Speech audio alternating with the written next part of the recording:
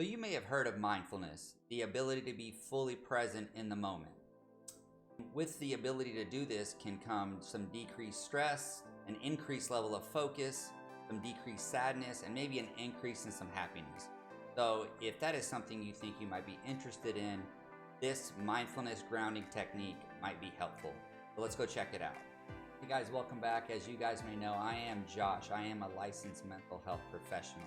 And a little disclaimer that I give before all of my videos is just to let you guys know that this is, purely for educational purposes only, and is not to be a replacement for therapy or mental health care. So if you are struggling, or if you know someone else is struggling, please call 911 immediately if you're in a crisis and reach out for some help.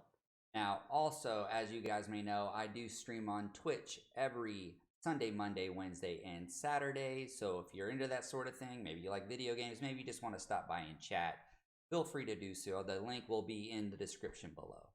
Now, what you guys came for, the mindfulness technique. So this is one that I teach a lot, at work. I feel like it's something that we all struggle with. We all want to be more mindful. We all want to be more present. And the best way to do that is to be fully engaged in the moment on something. So this is a mindfulness technique that is called 5, 4, 3, 2, 1 of the senses. All right. And so we're going to go through it step by step, number by number. All right.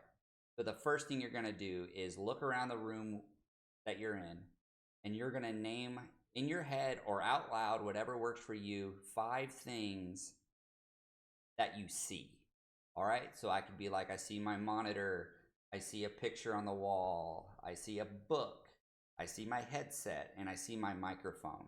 All right.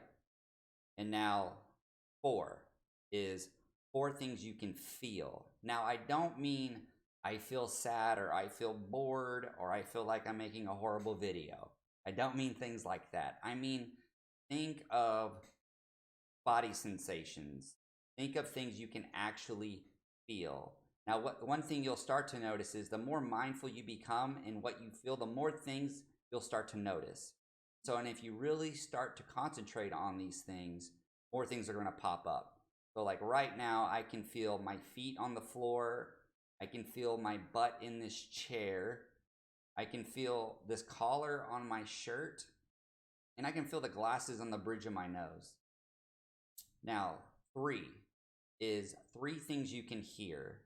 And so same thing with number 4 is the more mindful you are and the more silent and the harder you try to concentrate on what you can hear, there's going to be a lot of sounds that you would simply just blank out that are always there. Like I can hear the buzzing of my computer. I can hear the ticking of the clock. And I just heard the house creak. Now, depending on where you are, this may be really difficult to do, but you're also going to have to be more mindful and more patient. Now, number 2 is 2 things that you can smell, or I say like to smell, because like number 3, depending on where you are, it may be hard to smell certain things. So I also go to what are some things that I also like to smell.